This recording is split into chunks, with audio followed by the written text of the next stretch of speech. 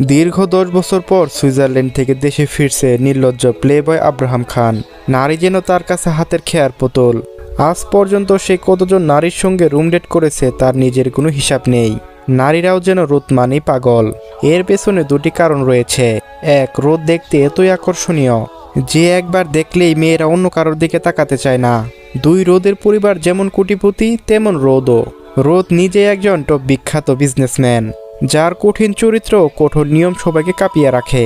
সুইজারল্যান্ডে আব্রাহাম খান নামে ইতিমধ্যে বিখ্যাত হয়ে গেছে। এখন আব্রাহাম রৌদ্র খান সুইজারল্যান্ডের নাগরিক, সাথে একজন বড় বিখ্যাত বিজনেসম্যান। আব্রাহাম খান যেমন বিজনেসের নাম করা একজন টপ বিজনেসম্যান, তেমনি প্লেবয় নামেও কুখ্যাত। তার জীবনে দুই দিকে একরকম উন্মাদ। একদিকে ব্যবসা জগতে কোটিপতি হিসেবে শীর্ষে থাকা, আর অন্যদিকে নারীদের জীবনকে খেলাধুলার মতো উপভোগ করা। খানবাড়িতে যেন উৎসবের আয়োজন চলছে। কতদিন পর খানবাড়ি বড় উত্তরাধিকারী বাড়িতে আসছে। সবার মনে যেন একই আনন্দ, কিন্তু এত আনন্দের মাঝেও শুধু একজনের মনে আনন্দ নেই, আর সেই হলো খানবাড়ি মেজ ছেলের মেয়ে তাবাসসুম ফিহা তোরা। ছোট সময়ে রোদের সাথে ধাক্কা লাগায় কি থাপ্পড়টা না দিয়েছিল, একদম দাঁত নড়ে গিয়েছিল। আজ সেই দাঁত নড়ার ব্যথা যেন জাগ্রত হচ্ছে এমন মনে হচ্ছে।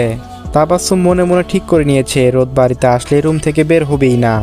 আব্রাহাম রোদ খানের বাবা আনোয়ার খান, তার দুই ভাই আশিক খান আর আরিফুল খান।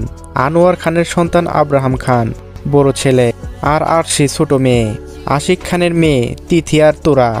আরিফুল খানের সন্তান আয়ান বড় ছেলে, আর আরফা ছোট মেয়ে।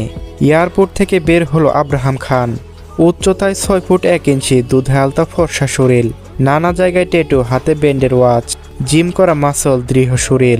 পরনে সাদা শার্ট, নীল জিন্স, কালো জ্যাকেট, চোখে সানগ্লাস, রৌদ্র জ্যাকেট কাঁধে ঝুলিয়ে বা হাত দিয়ে সুটকেস ধরে এয়ারপোর্ট থেকে বের হলো। বের হতে দেখলো পুরো পরিবার দাঁড়িয়ে আছে। রৌদ্র এগিয়ে এসে আনোয়ার খানকে জড়িয়ে ধরে বলল, হাই ডেড, কেমন আছো?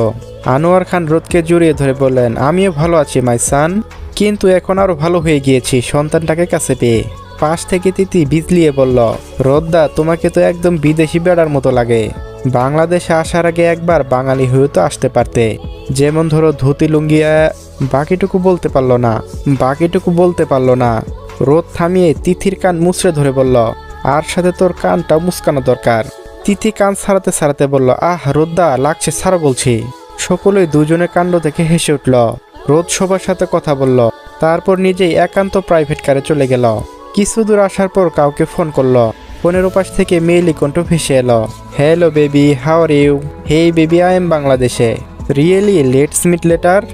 আমি বাসায় যাচ্ছি। বাসায় গিয়ে মমের সঙ্গে দেখা করে আমি তোমার কাছে আসছি। Be ready today. আজ কিন্তু তোমার সঙ্গ চাই, রিয়েলি।